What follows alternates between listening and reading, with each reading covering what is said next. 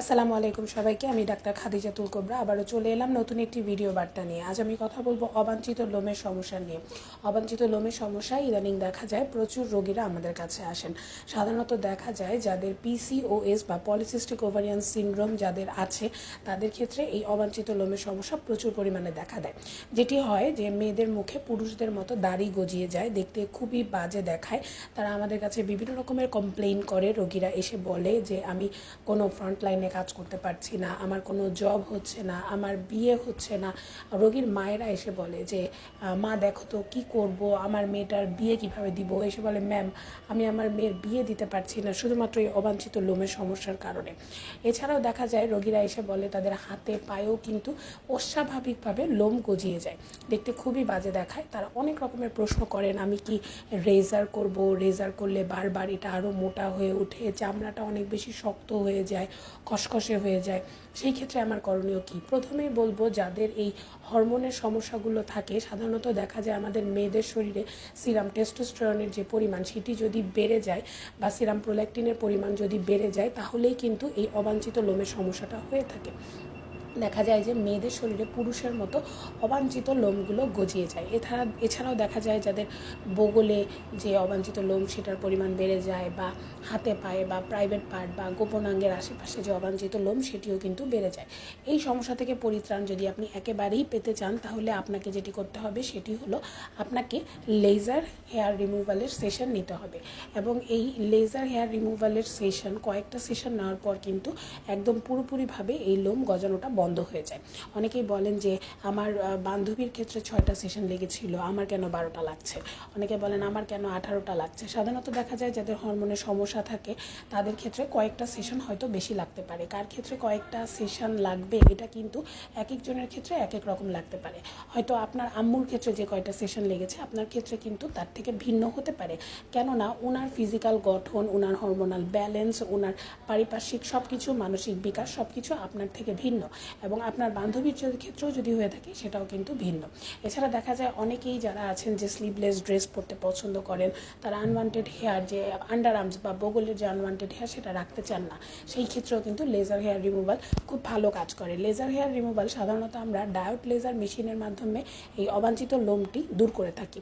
সাধারণত দেখা যায় যখন আমরা ডায়োড লেজার অ্যাপ্লাই করি, আপনারা দেখতেই পাচ্ছেন যে ডায়োড লেজার দিয়ে যখন আমরা কাজ করি তখন কিন্তু লোমের যে গোড়া বা হেয়ার ফলিকলগুলো আছে সেগুলো ধীরে ধীরে দুর্বল হতে থাকে, এবং দুর্বল হতে হতে এই হেয়ারগুলো কিন্তু ঝরে পড়ে, এবং ঝরে পড়ে আস্তে আস্তে যখন হেয়ার ফলিকল দুর্বল হয়ে যায়, হেয়ার ঝরে পড়ে, তখন ওখানে নতুন করে চুল আবারও গজানোর বা আবার নতুন করে অবাঞ্ছিত লোম গজানোর কোনো টেন্ডেন্সি থাকে না।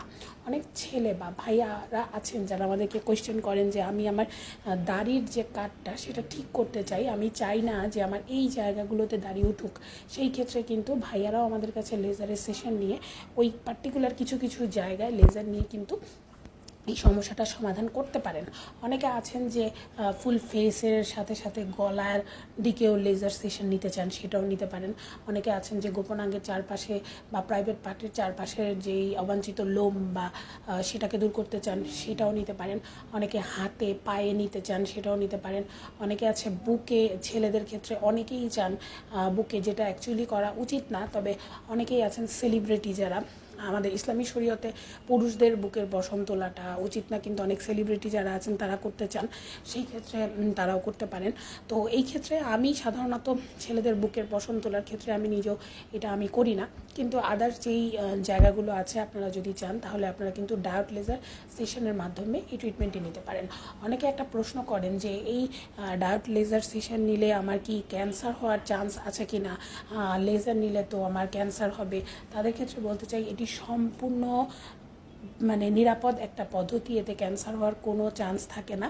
তবে হ্যাঁ, আপনি যদি কোনো আনাড়ি অদক্ষ ডাক্তারের হাতে এই ট্রিটমেন্টটি নেন তাহলে কিন্তু অনেক রকমের কমপ্লিকেশন হতে পারে। যেমন কোনো এমন কারো কাছ থেকে যদি আপনি ট্রিটমেন্ট নেন, অ্যাকচুয়ালি ডাক্তার যিনি করবে তিনি জেনে শুনেই করবেন, ডাক্তার কখনো না জেনে ভুল করবেন না। কেননা আমরা যারা ডাক্তার তারা আমরা শপথ নিয়েই আমাদের পেশায় আসি যে আমাদের দায়িত্ব হচ্ছে আমাদের রোগীর জীবন বাঁচানো।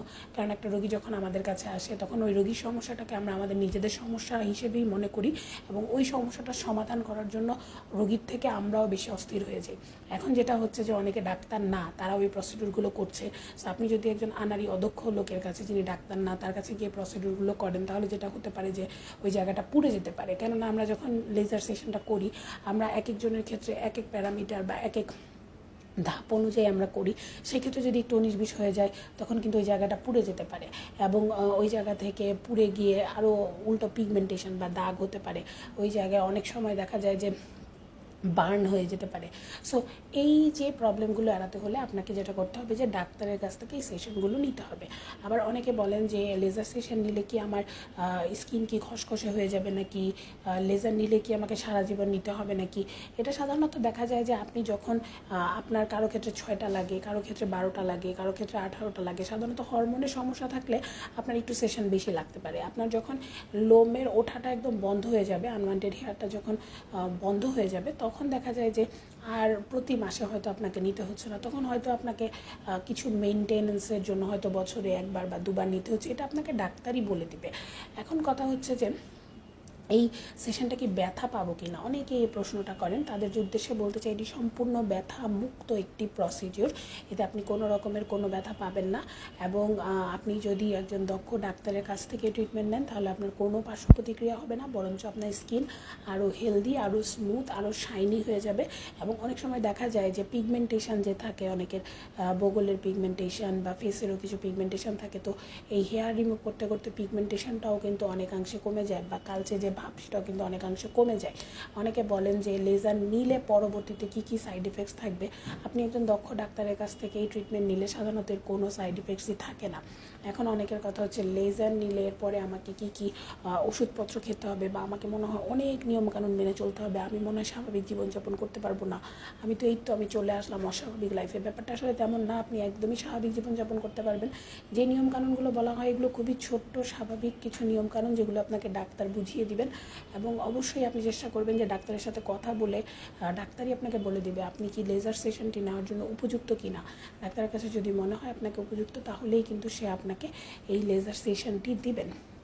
তো যারা এই প্রবলেম নিয়ে ফেস করছেন, আমি তাদেরকে বলবো যে আর দেরি না করে আপনারা দ্রুত হেয়ার রিমুভালের জন্য লেজার হেয়ার রিমুভাল ট্রিটমেন্ট নিতে আমাদের সাথে যোগাযোগ করতে পারেন গোল্ডেন অ্যাস্থেটিক ইনস্টিটিউট বাংলাদেশ থেকে। আমরা দিচ্ছি আপনাদেরকে এই সুবর্ণ সুযোগ। স্বল্প মূল্যে খুবই রিজনেবল অ্যামাউন্ট রাখা হয়, তবে এই ক্ষেত্রে ট্রিটমেন্টের ক্ষেত্রে কোনো রকমের কম্প্রোমাইজ কিন্তু করা হয় না, because our patient is our first priority এবং তাদেরকে একটা ভালো সার্ভিস দেওয়াই হচ্ছে আমাদের উদ্দেশ্য। সো আজকের ভিডিওটা এখানেই শেষ করছি। সবাই ভালো থাকবেন, সুস্থ থাকবেন। খোদা হাফেজ, আসসালামু আলাইকুম।